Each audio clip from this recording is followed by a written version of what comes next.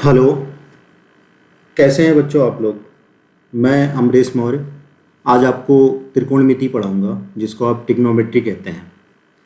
ठीक है, तो आज से शुरुआत करते हैं। इसके पहले भी आपने देखा होगा कि मैं एक वीडियो अपलोड किया था, उसको आपने देखा भी होगा।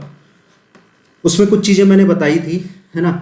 लेकिन हम क्या करते हैं, मैंने कुछ एक शुरुआत करने से पहले काफ़ी सारी चीज़ें मैंने रिसर्च की और मैंने ये सोचा कि क्या क्या किया जाए आपके लिए, जिससे आगे चल के लिए आपके लिए काफ़ी बेनिफिट हो, है ना।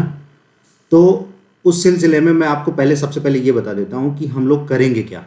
अभी जैसे आज मैं स्टार्ट कर रहा हूँ, ऐसे आगे काफ़ी समय तक हम चीज़ें पढ़ेंगे, ऑनलाइन पढ़ेंगे और मैं पढ़ाऊँगा। सिर्फ मैथ्स की बात नहीं है, अदर भी चैप्टर जो भी हैं उसको भी कवर किया जाएगा, है ना। तो देखते हैं, जो मैं स्ट्रेटजी बनाई है अभी, जो मेरे दिमाग में चल रहा है, उस चीज़ को सबसे पहले आपको मैं बताना चाहता हूँ कि क्या क्या करेंगे। तो पहली चीज़ तो ये है कि जैसे आज मैं ट्रिग्नोमेट्री स्टार्ट कर रहा हूँ। ट्रिग्नोमेट्री ये सिर्फ यही नहीं है कि आप ये जो है 9th और 10th के लिए ही सिर्फ है, ये बेसिक चीज़ जो है 11th और 12th वालों के लिए भी यही चीज़ है। ये उनको पढ़ना चाहिए। क्यों पढ़ना चाहिए? क्योंकि जैसे आप कोई कम्पिटिटिव एग्ज़ाम देते हैं ना, तो कम्पिटिटिव एग्ज़ाम मतलब कोई भी, जैसे जॉब के लिए, आप नौकरी के लिए, सरकारी नौकरी के लिए आप कोई भी एग्ज़ाम देते हैं, उसका जो लेवल होता है ना मैथ्स का, वो मैथ्स का जो लेवल होता है वो 10 तक ही रहता है। तो इसलिए 10 तक के मैथ्स को तो पढ़ना ज़रूरी है। और ये तो रही बात, जॉब की बात होती है। लेकिन अगर आप इंटर में भी जाते हैं, इंटर के भी सिलेबस आप कवर करते हैं, तो आपको जो बेसिक है वो यहीं से ही आपको मिलेगा। ये बेसिक आपको आनी चाहिए, तब जाके आप 11th और 12th के क्वेश्चंस को सॉल्व कर सकते हैं। तो कहने का मतलब ये, पहले बेसिक को समझते हैं, है ना। तो पहला मेरा जो सोच है, मैं पहले आपको क्या करूँगा, पहला पॉइंट क्या रहेगा, पहला सबसे पहले कि मैं आपको ये कंप्लीट कोर्स पढ़ाऊँगा। ठीक है,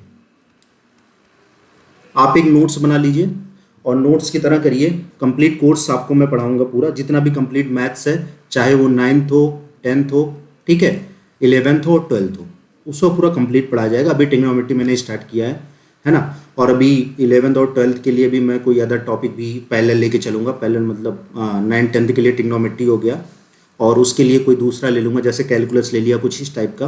लेकिन आप ये मत मान के चलिए कि ये ट्रिग्नोमेट्री 9th और 10th के लिए मैं अगर पढ़ा रहा हूँ तो ये 11th और 12th वाले ना पढ़ें, वो भी इसको पढ़ें। ठीक है। दूसरा पॉइंट क्या है, ये जो आप देख रहे हैं ये एक पीडीएफ है जहाँ पे आप त्रिकोणमिति का परिचय लिखा हुआ है। ये आपने देखा ना, ये त्रिकोणमिति का परिचय लिखा हुआ है। ये पता है क्या, ये एनसीईआरटी की बुक है, उसी का ये पेज आपको दिख रहा है। ये पूरा पीडीएफ है, नीचे आप पूरी एनसीईआरटी पाएंगे। अब आपको ये लग रहा होगा जैसे हो सकता है आप कोई और दूसरा किताब पढ़ रहे हो, है ना, जैसे विद्या की किताब पढ़ रहे हो या मनोहर की किताब पढ़ रहे हो, शायद आप लोगों का विद्या की ही किताब है। लेकिन तो बात ये समझिए एनसीईआरटी क्यों इतना इंपॉर्टेंट है। जैसे अब ये मैं पढ़ाऊंगा एनसीईआरटी का पूरा कोर्स, पहले सबसे पहले एनसीईआरटी। ठीक है, अब समझिए इसको मैं क्यों पढ़ाना चाह रहा हूँ, जैसे ये इंपॉर्टेंट क्यों है। आप जब आगे बढ़ेंगे, आगे आप कोई भी एग्ज़ाम अगर आप देने जाएंगे ना, कम्पिटिटिव कोई भी एग्ज़ाम देने जाएंगे, तो जो एनसीईआरटी में चीज़ें लिखी गई उसी को ऑथेंटिक माना जाता है।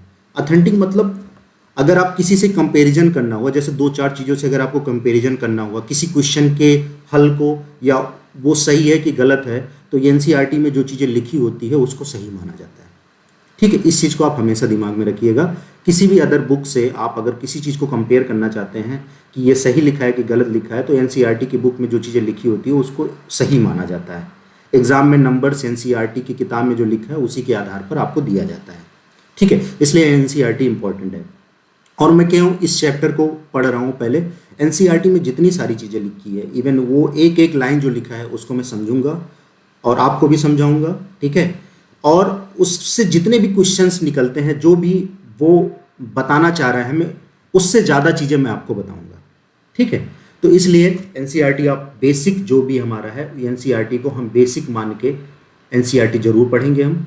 तीसरी पॉइंट क्या रहेगी, तीसरी पॉइंट में ये समझिए, जब एनसीईआरटी हर चैप्टर का जितना भी चैप्टर होगा उसकी एनसीईआरटी से हम पूरा कवर कर लेंगे। सबसे पहले एनसीईआरटी में जो चीज़ें लिखी होगी, जो क्वेश्चन लिखा होगा, जो इसकी प्रश्नावली होगी, जो एग्जाम्पल दिया होगा, वो सब हम करेंगे सबसे पहले।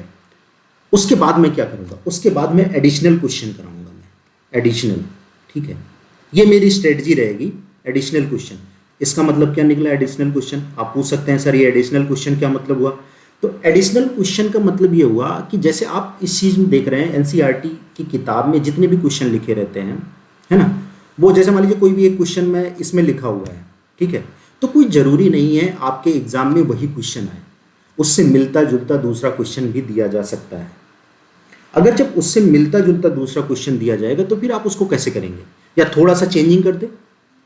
तो कहने का मतलब मैं एनसीईआरटी में जितने क्वेश्चन है उसको तो कराऊंगा ही, उसके अलावा जो क्वेश्चन मैं जानता हूँ इंपॉर्टेंट है उसको भी मैं कराऊंगा, है ना। तो आप एक चीज़ समझिए कि आपका चैप्टर में जितने भी क्वेश्चन होंगे वो बहुत ज़्यादा हो जाएंगे।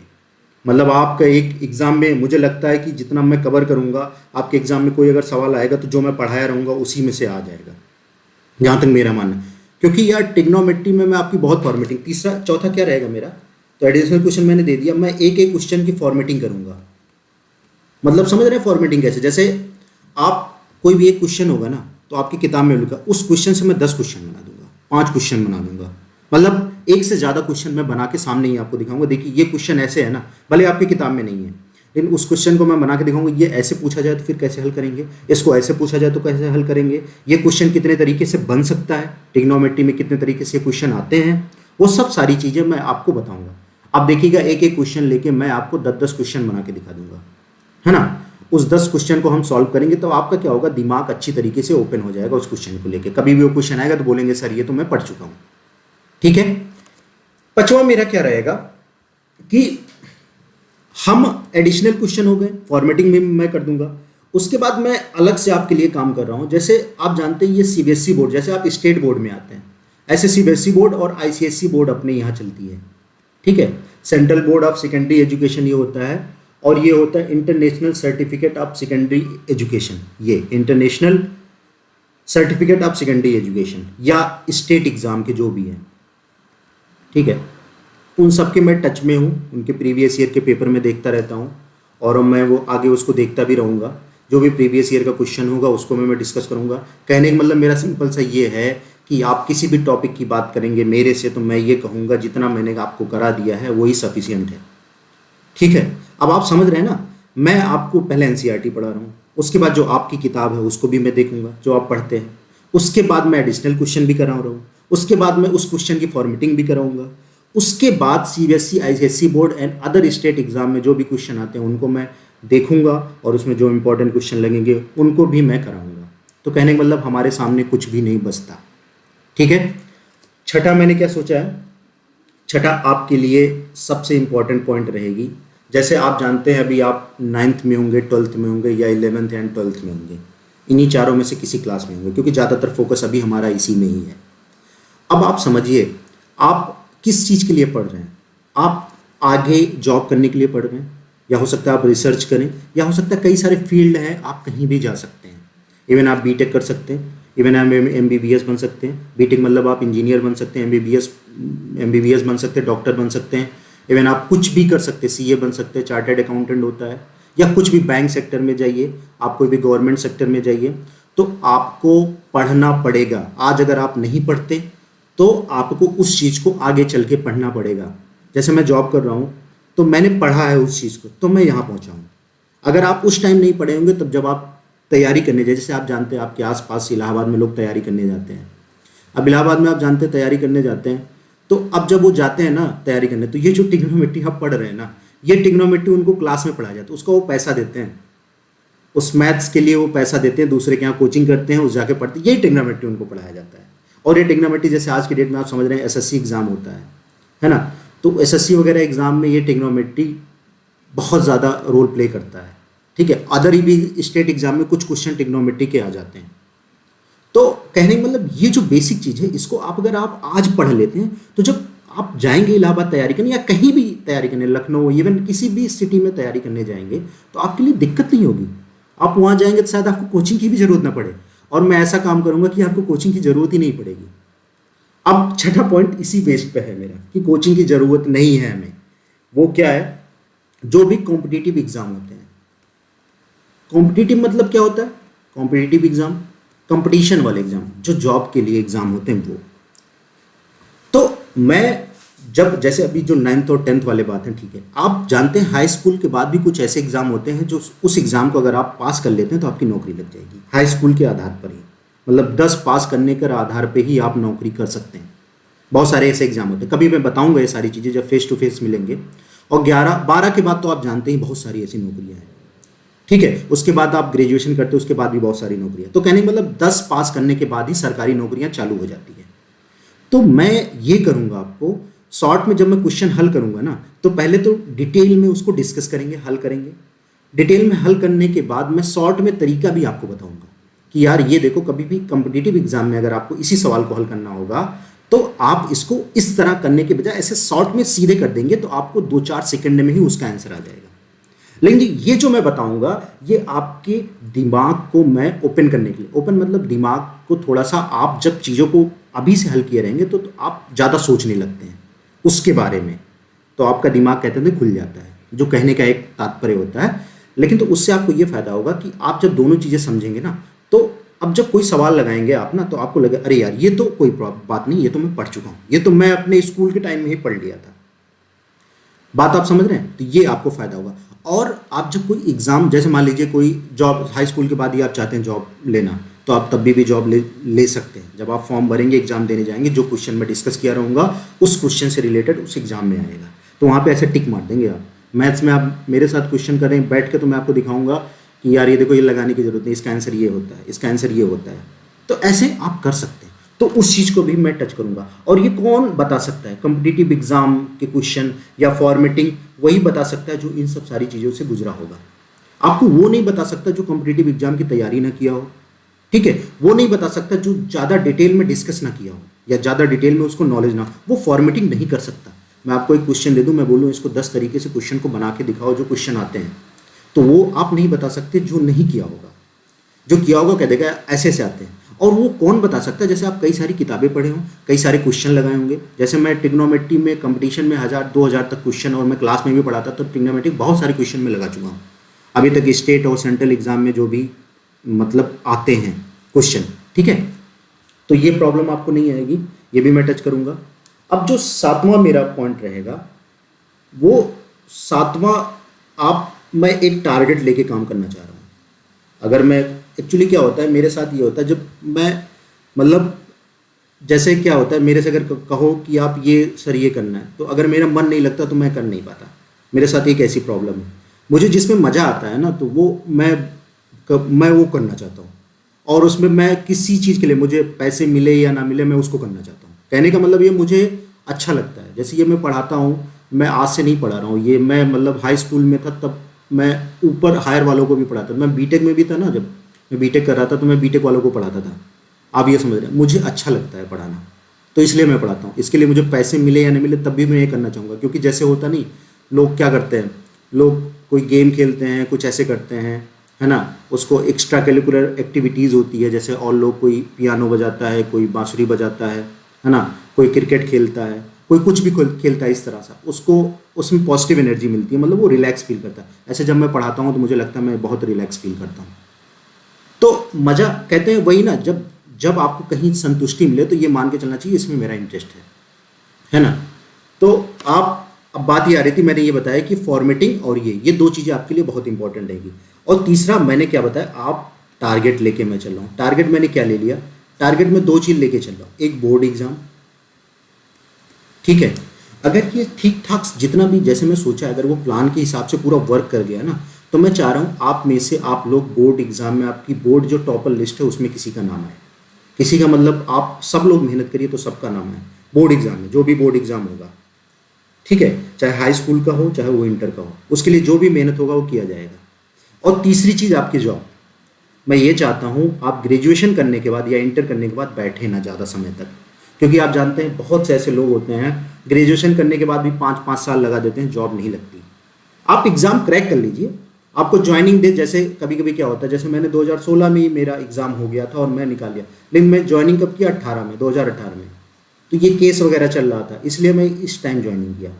तो कहने का मतलब ये, आप तो फिक्स कर लो आपकी जॉब लग गई है ना। तो जब जॉब लग गई है आपकी तो कोई टेंशन नहीं है।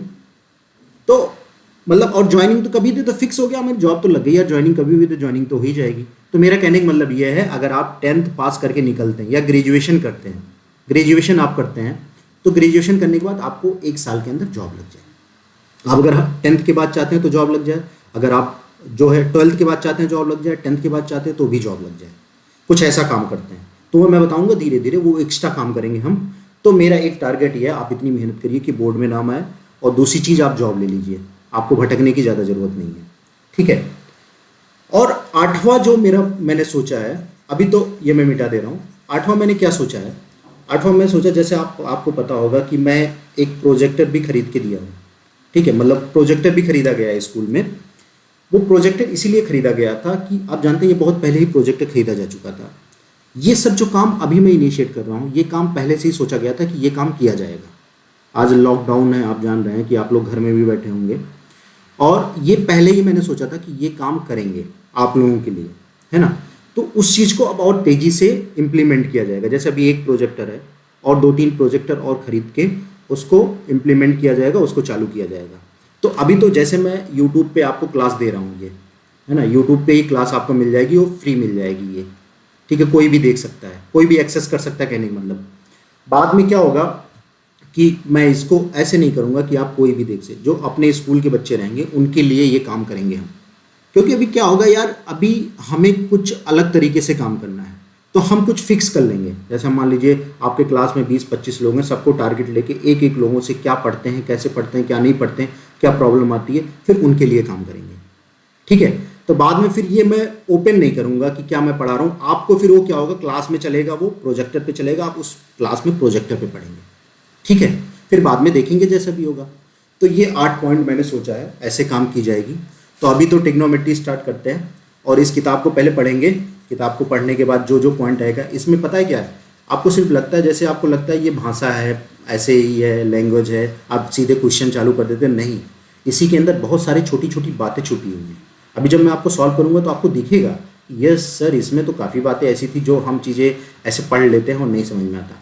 तो सबसे पहले एक एक लाइन हम पढ़ते चलेंगे, उसके बाद समझेंगे इस चीज़ को, ठीक है। तो 1 मिनट,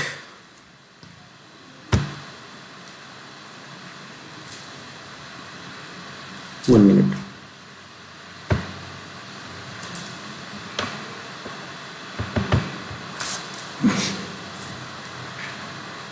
ठीक है, चलिए।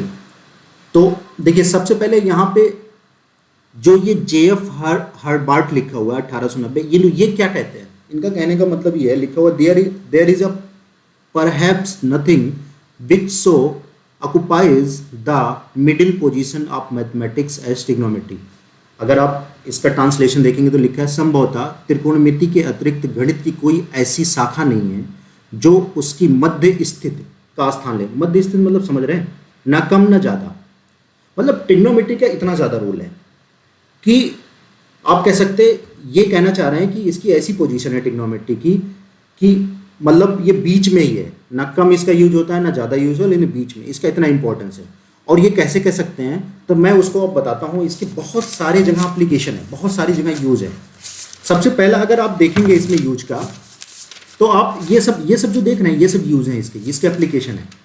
इसको अनुप्रयोग बोल सकते हैं कि हम ये कहाँ पे ट्रिग्नोमेट्री हम क्यों पढ़ते हैं।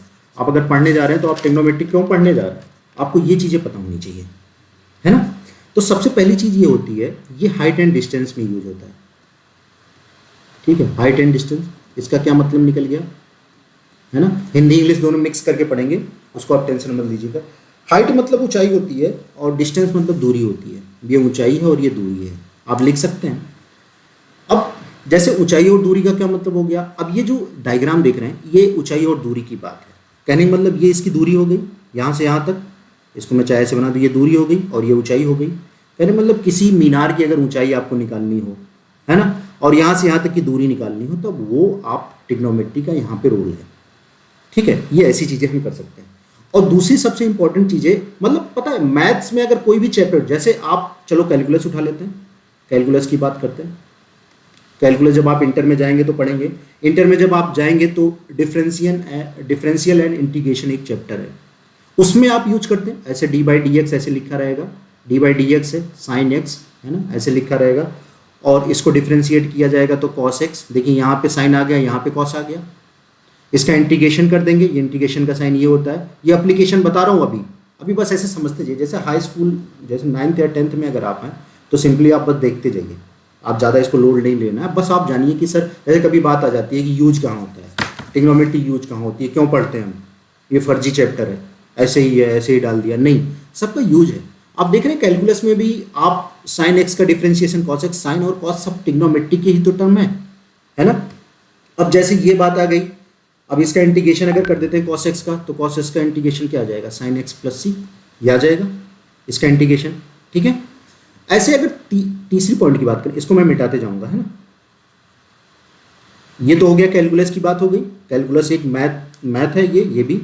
तीसरी अगर पॉइंट की मैं बात करता हूँ, दूसरा एक तीसरी पॉइंट, अब फिजिक्स क्यों भूल रहे हैं, साइंस में क्या यूज नहीं है, बिल्कुल यूज है। साइंस की अगर बात करेंगे तो आप जानते हैं साइंस में जब आप वर्क की बात करते हैं, वर्क डन आपको याद है, वर्क डन टोटल कार्य जो भी होता है वो क्या होता है, F into D cos theta, ऐसे ही तो होता है फार्मूला, है ना। Work done F into D, ये क्या होता है, फोर्स होता है बल, और ये क्या होता है डिस्प्लेसमेंट, और ये क्या होता है कॉस थीटा लगा होता है। आप सिंपली एक क्वेश्चन भी जानते होंगे, जैसे एक क्वेश्चन मैं आपसे पूछता हूँ तो आपको साइंस में बताना है क्या ये कोई कार्य है कि नहीं। जैसे मान लीजिए कोई बस है, बस के पीछे आप देखते हैं सामान चढ़ाने के लिए पीछे सीढ़ियाँ लगी होती है बस पे। अगर कोई आदमी, कोई कुली उस बस के पीछे सर पे सामान लेके अगर बस पे चढ़ रहा है, तो बताओ कोई काम कर रहा है साइंस के हिसाब से, तो साइंस कहता है नहीं, कोई काम नहीं कर रहा है, क्योंकि वर्क डन जीरो आता है। क्यों जीरो आता है, आगे बहुत सारी चीज़ें हम लोग बात करेंगे। क्योंकि जब जैसे ये बस है ना, ये मैं ऐसे बस बना लेता हूँ, ये बस है मान लो, यहाँ पे जब ये चढ़ेगा ना, ये तो ये जो डिग्री बनाएगा 90 डिग्री बनाएगा, यहाँ से धरातल से ये आदमी जो चढ़ेगा 90 डिग्री, और कॉस 90 की वैल्यू जीरो होती है, कॉस 90 की वैल्यू जीरो होती है ना। तो यहाँ पे जब ये कॉस 90, यहाँ थीटा की जगह 90 रखेंगे ना, तो ये पूरी वैल्यू जीरो आ जाएगी। तो वर्क डन कितना आ जाएगा, ये जब ये वैल्यू जीरो है और ये सब मल्टीप्लाई है, तो ये पूरी वैल्यू जीरो हो जाएगी कि नहीं, तो वर्क डन जीरो आ गया। तो साइंस कहता है कि कोई कार्य नहीं कर रहा है वो, भले आपको लग रहा है कि वो मेहनत कर रहा है, लेकिन साइंस कहता है वो कोई कार्य नहीं है इस तरह के केस में, ठीक है। तो ये फिजिक्स में भी देखिए यूज है, और भी जगह फिजिक्स में मैं आपको बता सकता हूँ। देखिए आप थोड़ी ऐसे ही चीज़ें समझेंगे धीरे धीरे, मैं कह रहा हूँ ना, आप आराम से सीखिए, मैं सब पढ़ाऊँगा, लेकिन आप जानिए, जितना जान सकिए उतना जानिए, क्यूरियोसिटी अपने अंदर रखिए, सीखने की कोशिश करिए, जानने की कोशिश। कोई क्वेश्चन आता है दिमाग में तो उसका सोल्यूशन ढूंढिए। आजकल तो यार गूगल है, यूट्यूब है, इतने सारे सोर्सेस है पढ़ने के लिए। पहले इतने सारे सोर्सेस नहीं थे हमारे पास, लोग नहीं पढ़ पाते, लेकिन आपके पास इतने सारे सोर्सेस है पढ़ने के लिए। आजकल आपके पास नेट भी फ्री रहता है, तो आप क्यों ना उसको यूटिलाइज करें और जितनी जल्दी हो उसके जॉब ले लें। जैसे आप मान लो जॉब की बात आती है, तो जॉब अगर अभी मान लो, जो मुझे लगता है हाई स्कूल में होगा वो 15 साल का होगा, 14 से 16 साल के बीच में होगा, यही होता है। और जो 12 में होगा वो कितना होगा, ज़्यादा से ज़्यादा 16 से 18 के बीच में होगा, या 17, 18, 19 ऐसे ही कर लीजिए। तो यार अगर आप मान के समझ लो आप ग्रेजुएशन भी करते हैं, 17 के बाद ग्रेजुएशन के 20 साल, अगर आप 21-22 साल के अंदर नौकरी ले लेते हैं, वो भी अच्छी नौकरी, तो आप सोचिए आप कहाँ पहुँचेंगे। मतलब आप 22 साल में आपने सरकारी नौकरी ले ली, वो भी अच्छी, आपके पास कितना समय है आगे, आप खूब फुल एंजॉय करिए, पढ़ाई करिए, आगे और भी पढ़ सकते हैं आप। तो क्यों ना इतनी जल्दी हम नौकरी ले लें, हम क्यों इतनी वेट करें कि हम 26 साल और 30 साल के होंगे तो हम नौकरी लेंगे। बात समझ रहे हैं आप, पास पड़ोस के लोगों को आप देखेंगे तो लोग कहीं भी जाते तैयारी करने इतना समय क्यों लगा देते हैं। मान लीजिए आप बीटेक भी करते तो 4 साल, तो बहुत सारे देखिए, तो आप इतना मेहनत करेंगे तब यहाँ पहुँच सकते हैं। और बहुत सारी परिस्थितियाँ भी आती हैं लोगों के, मतलब अच्छे भी समय होते हैं, बुरे भी समय होते हैं। किसी की सेहत नहीं सही रहती तो उसकी नौकरी देर में लगती है, या बहुत किसी को पैसे की दिक्कत होती है, वो नहीं पढ़ पाता, है ना। तो मैं कह रहा हूँ आज की डेट में पैसे की प्रॉब्लम है तो फ्री एजुकेशन आपको मिला, पढ़िए, है ना। तो फिजिक्स हो गया। अब फिजिक्स की बात आ गई, चौथा हमें क्या आपको लगता है, इलेक्ट्रिसिटी, है ना। इलेक्ट्रिसिटी में कैसे फिजिक्स आ गई, बिल्कुल आती है।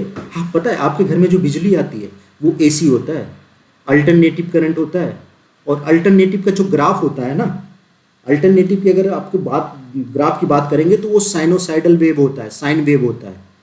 इसका ये हुआ साइनोसाइडल, है ना, ये वेव होता है साइनोसाइडल वेव। ये एक मिनट, सॉरी इसको मैं मिटाना चाह रहा हूँ, DAL होगा, ठीक है। यस, एक मिनट, SOIDAL ये होता है, ठीक है, साइनोसाइडल वेव होता है। अब ये कह रहे हैं ये क्या होता है सर, तो मैं बताता हूँ ये क्या चीज़ होती है। इसको थोड़ा सा पेज को मैं ऊपर करना चाह रहा हूँ।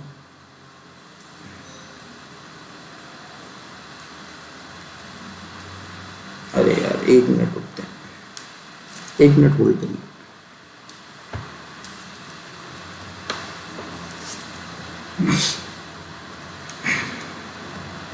ठीक है ना। एक्चुअली क्या होता है, कभी कभी हैंग कर जाता है, कोई बात नहीं। ये इलेक्ट्रिसिटी में जो एसी करंट होता है ना, ये अल्टरनेटिव करंट होता है। ठीक है, ये साइनोसाइडल, साइन का जब साइन का जो फार्मूला होता है, साइन का जो ग्राफ होता है ना, ये होता है, ये आप जानते हैं, ये क्या है, ये एक्स एक्सिस है, ये सॉरी मैं उल्टा बता दी, ये एक्स है, ये वाई एक्सिस होता है ना। ये जो ग्राफ बनता है ना साइन का, ऐसे बनता है, ऐसे, ये अल्टरनेटिव करंट का ग्राफ है। ये बात समझ रहे, ये निगेटिव भी चला जाता है, ये मैं अभी आगे डिस्कस करूंगा, बताऊंगा तो जरूर आपको।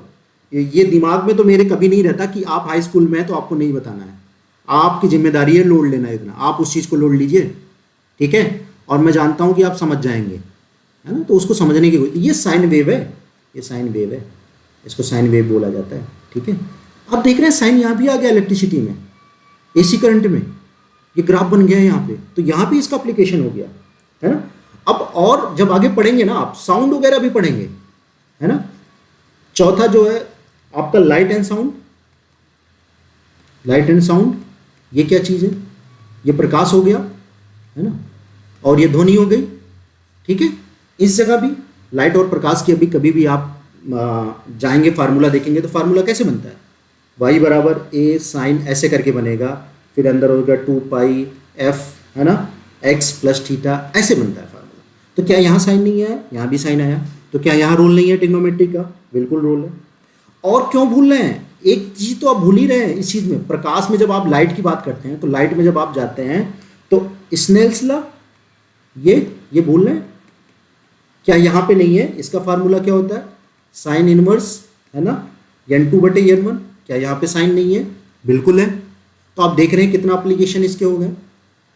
तो ट्रिग्नोमेट्री का बहुत जगह यूज है, और भी बहुत ऐसी सारी चीज़, ये वो चीज़ें मैं बता रहा हूँ जो आप देखते हैं किताबों में, थोड़ी बहुत पढ़ते हैं, बाकी जब आप बीटेक वगैरह करेंगे तो इनकी बहुत सारी जगह आपको यूज़ दिखेगी, है ना।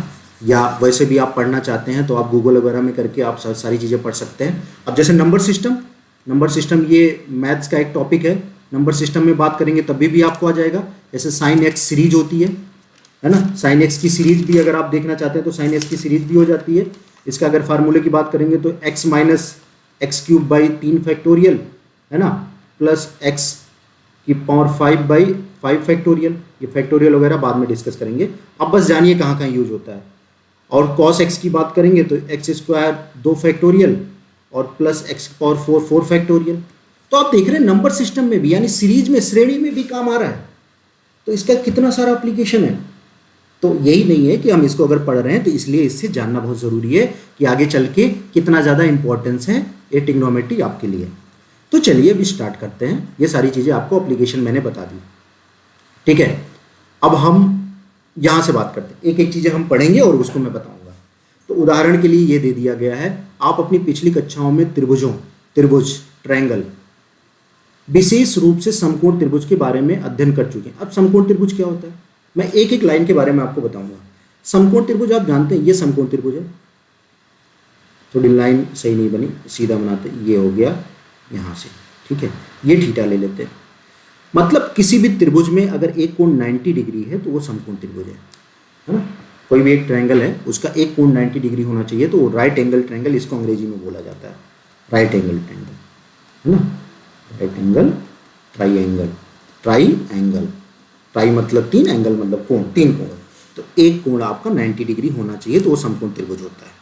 तो इस चैप्टर में ट्रिग्नोमेट्री पूरा समकोण त्रिभुज पे ही बेस्ड है, ये दिमाग में आप रखिएगा, पूरी समकोण त्रिभुज पे ही बेस्ड है ना। अभी यहाँ तो सॉरी, समकोण त्रिभुज पे बेस्ड है, पूरे त्रिभुज पे बेस्ड है, और ज़्यादातर समकोण त्रिभुज के एप्लीकेशन बहुत ज़्यादा है, ठीक है।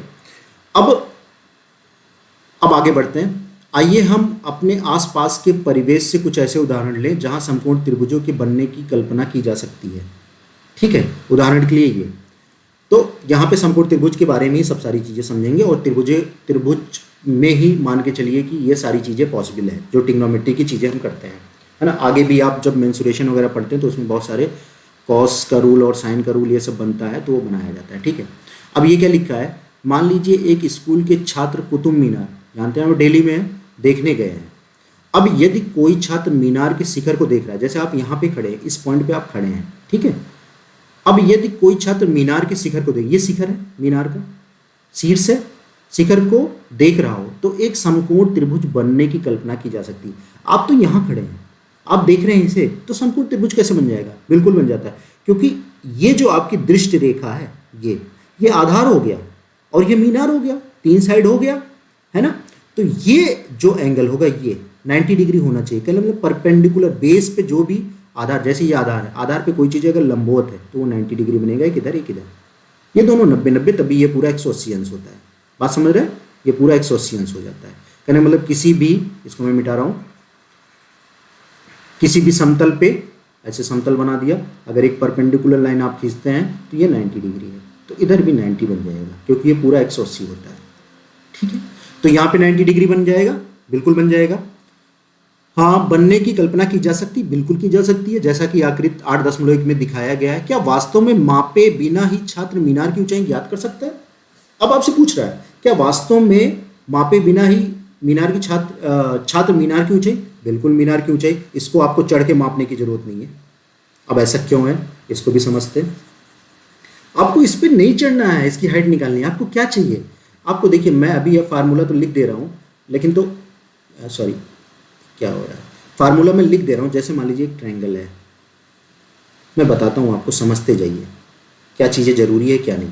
मैं अगर इसको थीटा ले लेता हूँ, ठीक है, ये ए हो गया, ये बी हो गया, और ये सी, इस कोण को मैं थीटा ले लेता हूँ। ठीक है, तो अगर इसको मैंने थीटा ले लिया तो आप जानते हैं ये इसके साथ संलग्न भुजा होती है, ये संलग्न भुजा है, संलग्न भुजा, इसको अंग्रेजी में बोला जाता है एडजेसेंट भुजा, साइड, है ना। ठीक है, ये कर्ण होता है। कर्ण क्यों होता है कि 90 के सामने की भुजा कर्ण होती है, 90 इसके सामने की भुजा कर्ण होता है, इसको हाइपोटेन्यूस बोला जाता है। ठीक है, और ये कौन सी साइड होती है? ये सम्मुख भुजा है, कोण के सम्मुख, ये सम्मुख। आगे और डिस्कस करूंगा त्रिभुज कोण और चेंज करके। ये सम्मुख भुजा, इसको अंग्रेजी में बोला जाता है अपोजिट एंगल। ठीक है, अपोजिट एंगल। ठीक है, ये चीजें समझिए। अब देखिए मैं क्या बताता हूं, जब आप कोई भी, जैसे मैं साइन थीटा की बात करूं, ये आगे मैं एक्सप्लेन करूंगा, अभी मैं लिख दे रहा हूं इस डायग्राम को समझाने के लिए। साइन थीटा, आप इस लाल बटे कक्का को आपको मैंने बताया था, ये सब चीजें आप समझिए। लाल बटे कक्का को मैंने, साइन थीटा क्या होता है? ये साइन थीटा लंब बटे कर्ण, यल मतलब लंब और ये बटे कर्ण, ये लंब बटे कर्ण, लंब बटे कर्ण, ये है। ठीक है, अच्छा यही आपका है। अब यार हमें ये बताइए, ये फार्मूला होता है साइन थीटा का, साइन थीटा बराबर लंब बटे कर्ण। तो ये बताइए इसमें कितनी चीजें हैं? एक चीज, दो चीज एंड तीसरी चीज। 3 ऐसे टर्म है, 3 ही टर्म है। अच्छा ये बताओ, अगर इस 3 टर्म में मैं आपको 2 टर्म का मान दे दूं, 2 टर्म का मान मतलब मैं आपको लंब बता दूं कितना है, ये इसकी वैल्यू बता दूं कितना है, और कर्ण की वैल्यू बता दूं कितना है, तो क्या आप इसका मान निकाल सकते हैं साइन थीटा का? आप बोलेंगे यस सर मैं निकाल सकता हूँ। लेकिन अगर आप ये बताइए, जैसे साइन थीटा बराबर कहीं लिखा हुआ है लंब बटे कर्ण, यही है ना। आपको मैं क्या क्या चीजें दे रहा हूँ? आपको मैं सिर्फ लंब का मान दे रहा हूँ, सिर्फ लंब, और मैं बोलूँ इन दोनों का मान निकालो, तो आप नहीं निकाल सकते, है ना, बिल्कुल भी नहीं निकाल सकते इन दोनों का मान। अगर सिर्फ लंब का मान मैं दे दूं कि लंब का मान जो भी होगा उसको मैंने दे दिया, मैंने कहा इन दोनों का मान निकालो, तो आप नहीं निकाल सकते। तो कहने का मतलब आपको क्या पता चला? कोई भी समीकरण, ये एक समीकरण है मान के चलिए, ये एक इक्वेशन है, किसी इक्वेशन में जितने भी अननोन वेरिएबल है, अननोन मतलब जो हम नहीं जानते, वेरिएबल मतलब जो चेंज हो सकते हैं, इसमें 3 अननोन वेरिएबल है, 1 2 एंड 3 अननोन वेरिएबल है। ठीक है, इस 3 किसी भी इक्वेशन में जितने अननोन वेरिएबल हो उसमें एक अननोन वेरिएबल छोड़ के बाकी सबका अगर मान दे दिया जाता है, तो उस जो बाकी बचे हैं, एक जो बचा है उसका मान निकाल सकते हैं। कहने मतलब इसमें 3 है, अगर आप इसका मान दे सकते हैं, आप दे दीजिए इसका और इसका मान, तो आप इसका मान निकाल सकते हो। आप इसका और इसका मान अगर दे दीजिए तो इसका मान निकाल सकते हैं। आप इसका और इसका मान दे दीजिए तो इसका मान निकाल सकते हैं। कहने मतलब 3 अननोन वेरिएबल हैं, तो आप 2 का मान देते तो तीसरे का मान निकाल सकते हैं। बात समझ रहे हैं? तो अगर आप इसकी हाइट निकालनी है यार, तो कोई आपको ये इसका ये मैं कोण दे दूँ, और ये वाला तो नाप सकते हैं कि नहीं पैदल चल के या मीटर वो लेके, आपका जो भी मेजरिंग स्केल होता है, मेजरिंग स्केल से ये हाइट नाप लो। हाइट नाप लिया कि नहीं? ये सॉरी ये आधार नाप लो यहाँ से यहाँ तक, और ये कोण पता कर लो। कोण बहुत सारे तरीके होते हैं कोण पता करने के लिए, बहुत सारे जैसे कंपास होते हैं या कोई ऐसी सारी चीज़ें होती हैं इंस्ट्रूमेंट जिससे आप कोण पता कर सकते हैं। कोण पता कर लीजिए यहाँ से चोटी से यहाँ तक कितना, ये 2 चीज़ें आपको पता चल गई यार, तो सिंपली इसकी हाइट आप निकाल सकते हैं, और इस 2 चीज़ें से इसकी भी हाइट निकल जाएगी। बात समझ रहे हैं ना? तो ये फर्क पड़ता है, ये हमेशा दिमाग में रखिएगा। और एक एग्जांपल लेके समझाता हूँ इसका मतलब क्या होता है जो मैंने समझाया। अरे एक छोटी छोटी बातों को समझिए। मैथ्स को आप अगर छोटे छोटे कॉन्सेप्ट को समझते हैं तो मैथ्स बहुत इंटरेस्टिंग है, बहुत मज़ा आता है।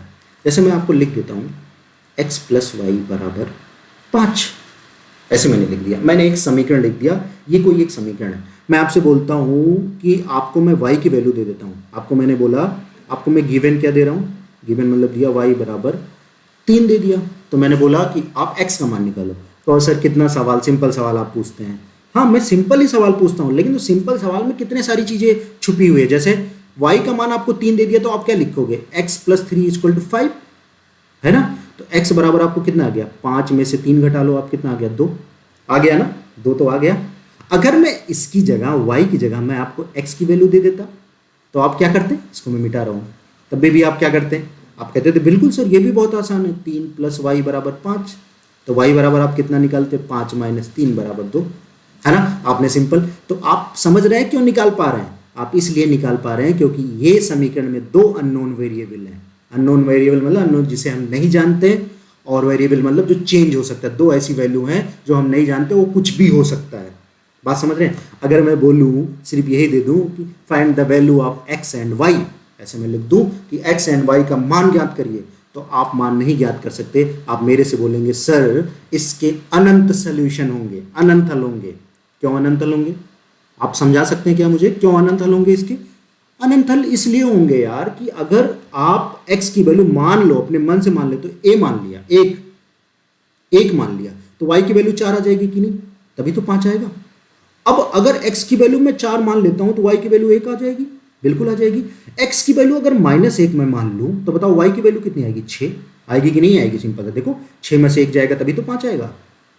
अब अगर y की वैल्यू -6 मैं मान लूं, अब बताओ कितना करोगे? इधर मैं कर दूं -6, चलो इधर कर देता, इसको -6 मान लिया, तो 5 लाना है तो 11 में से 6 जाएगा तभी तो 5 आएगा। अब देख रहे हैं ऐसे अनंत, आप अनंत युग्म बना सकते हैं, 1 नहीं, 2 नहीं, 3 नहीं, ऐसे इनफाइनाइट सोल्यूशन निकलेगा। तो हमेशा दिमाग में रखिएगा, किसी भी समीकरण में अगर आपको जो है जितने अननोन वेरिएबल हैं उसमें से अगर एक को छोड़ के बाकी का मान पता है तो उसका मान निकाल सकते हैं। अब इसको ऐसे भी लिख दो, x + y + z = 5। अब इसका मान मैं आपको 2 दे दूं, तभी मैं कहूँ x y का अलग अलग मान निकालो, तभी भी नहीं निकाल सकते। 2 क्या, ये z 2 ऐसे, इसका 4 ले दूँ तभी भी x + y बराबर आपका 4 आएगा। अभी भी आप इंडिविजुअल मान नहीं निकाल सकते।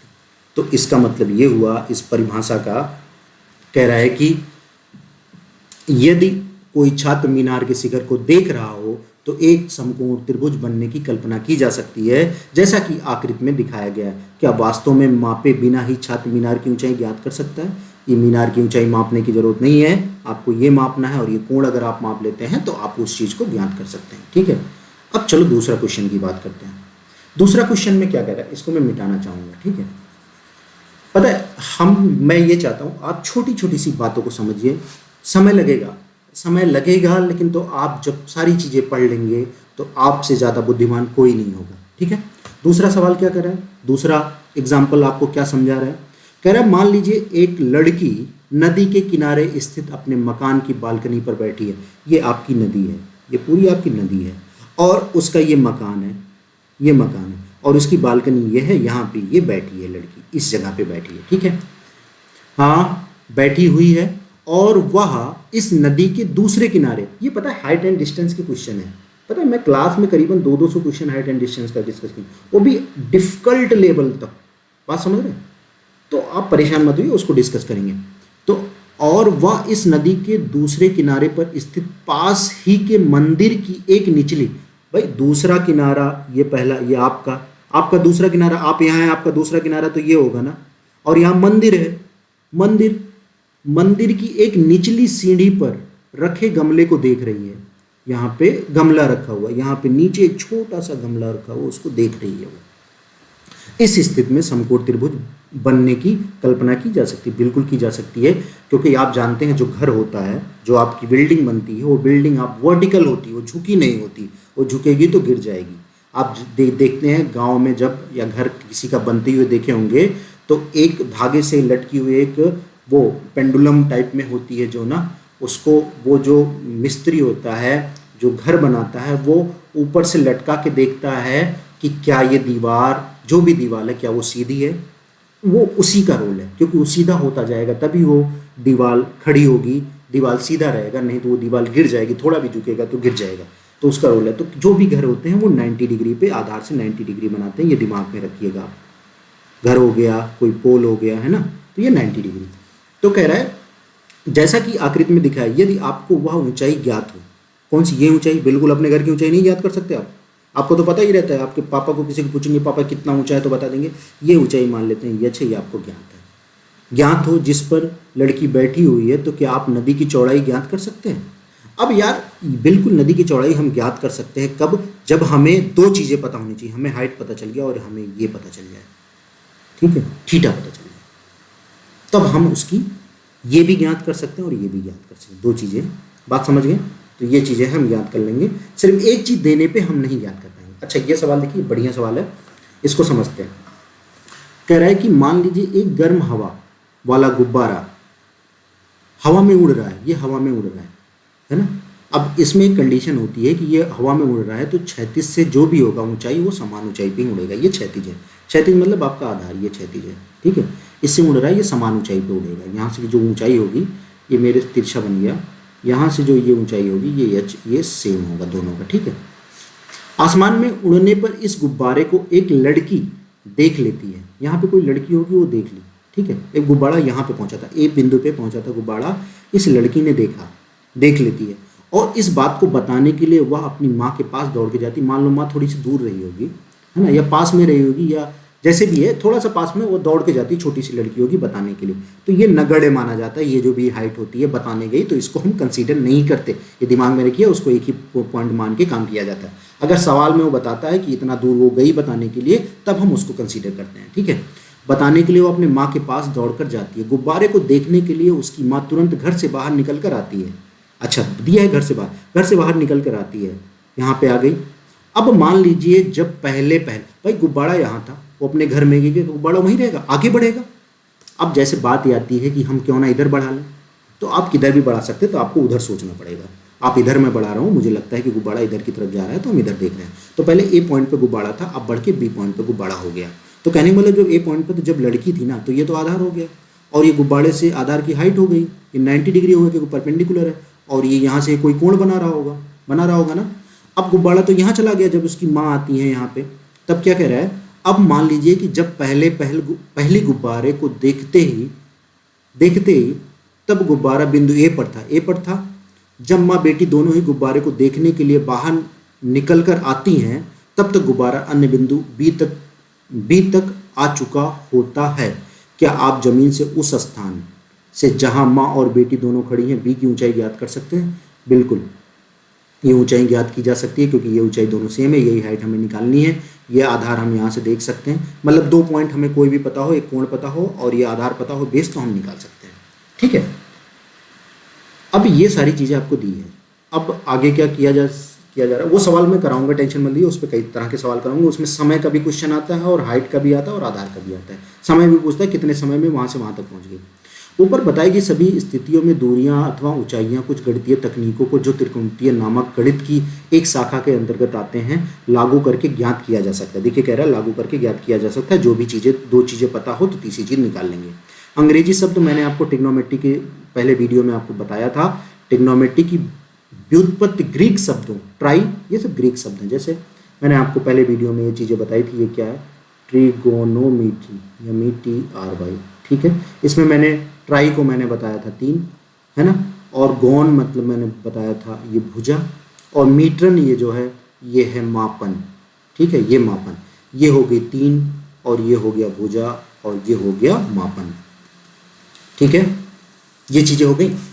अब कहाँ पे क्या कह रहा है, ट्रिग्नोमेट्री की व्युत्पत्ति ग्रीक शब्द से हुई। ज़्यादातर वहीं की चीज़ें हैं अपने पास जो भी हम पढ़ते हैं, बहुत सारी ग्रीक की चीज़ें हम पढ़ते हैं, है ना। तो ट्राई जिसका अर्थ होता है 3, गौन का जिसका अर्थ होता है भुजा, मीटन जिसका अर्थ होता है माप से हुई है। वस्तुतः त्रिकोणमिति में एक त्रिभुज की भुजाओं और कोणों के बीच के संबंधों का अध्ययन किया जाता है। यही तो हम कर रहे हैं। कोई एक त्रिभुज है, उसके कोणों के बीच संबंध और भुजाओं के कोण और भुजाओं के बीच संबंध का अध्ययन। भाई क्या है आपके सामने बताइए, इतनी सारी चीज़ें हैं तो क्यों घबराते हैं ट्रिग्नोमेट्री को लेके। ये ट्रिग्नोमेट्री है, ये ट्रायंगल है, ये कोण है, एक साइड ये हो गया, हाइपोटेन्यूज हो गया, ये इसके हिसाब से ये आपका परपेंडिकुलर हो गया, या इसको हाइट ले ले और ये बेस ले ले, इसको आपको ये कर्ण लेते हैं के, है ना। तो यही है, 3 साइड है, एक एंगल है, और बाकी ये 90 डिग्री है। अगर ये थीटा है तो ये 90 माइनस थीटा होगा, मैं बताऊंगा अभी कैसे होता है, ठीक है। तो इतनी सारी चीज़ हो गई तो अध्ययन करना है। तो वही कह रहा है, त्रिकोणमिति में एक त्रिभुज की भुजाओं और कोणों के बीच संबंधों का अध्ययन किया जाता है। प्राचीन काल में त्रिकोणमिति पर किए गए कार्य का उल्लेख मिस्र और बेबीलोन में मिलता है ना। आगे मैं बताऊंगा, ये सारी चीज़ें बेबीलोन में मिलता है। ये थोड़ा सा क्या है, हिस्ट्री है, इससे रिलेटेड ये जानना जरूरी है। बस जानते रहो, कभी कोई बात आती है तो आप उस चीज़ पे डिबेट कर सकते हैं या किसी को बोल सकते हैं, ऐसा हुआ था। प्राचीन काल में खगोल विधि, है ना, एस्ट्रोनॉमी होता है ये।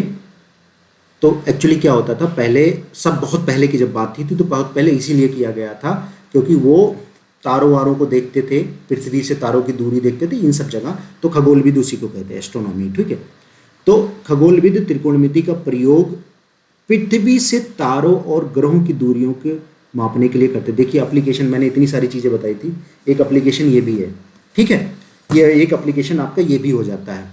आज भी इंजीनियरिंग और भौतिक विज्ञान में प्रयुक्त अधिकांशतः प्रौद्योगिकीय उन्नत विधियां त्रिकोणमिति संकल्पनाओं पर आधारित है। देखिए इंजीनियरिंग और भौतिक का मैंने आपको एग्जाम्पल दे दिया, इंजीनियरिंग में जैसे इलेक्ट्रिक का दे दिया, और बहुत सारी चीज़ें हैं, ठीक है। इतनी सारी चीज़ें आप इसके बारे में आपने बेसिक्स पढ़ ली, ठीक है। अब आगे बढ़ते हैं। 1 मिनट, ये हैंग कर जाता है थोड़ा सा, कोई बात नहीं, ये सही हो जाता है थोड़ा देर में ही, ठीक है। थोड़ा सा पेशेंस रखिए बस, ये हो गया सही ना। इस अध्याय में हम एक समकोण त्रिभुज की भुजाओं के कुछ अनुपातों, ठीक है, ठीक है, ऐसा करते हैं। वीडियो थोड़ा सा आप नेक्स्ट ऐसा करते हैं, यहाँ से हम नेक्स्ट वीडियो में मैं बना के पूरा कंप्लीट कर दूंगा। अभी इसको यहीं रखते हैं, है ना। यहाँ तक मैंने आपको हिस्ट्री थोड़ी सी बता दी है। नेक्स्ट वीडियो में मैं यहीं से चालू करूँगा, जहाँ से देखिए ये पूरा पढ़ेंगे, लेकिन अभी यहीं रखते हैं, ठीक है। अब इसको पढ़िए, आपको कैसा लगता है आप ग्रुप में ज़रूर बताइएगा, आपको कितना समझ में आया क्या नहीं आया। जो चीज़ें आपको दिक्कत लगती है, चीज़ें मुझे नहीं समझ में आ रही है, तो उसको आप मुझे ज़रूर बताएंगे। तो यहीं पे मैं स्टॉप करता हूँ, अगले वीडियो से हम यहाँ से पढ़ेंगे। ज़्यादा हमने नहीं पढ़ा, हमने हिस्ट्री ही पढ़ी है, लेकिन इस हिस्ट्री को समझते हुए हम पढ़े हैं, ठीक है। तो यहीं पे मैं स्टॉप करता हूँ, रोकता हूँ इसे।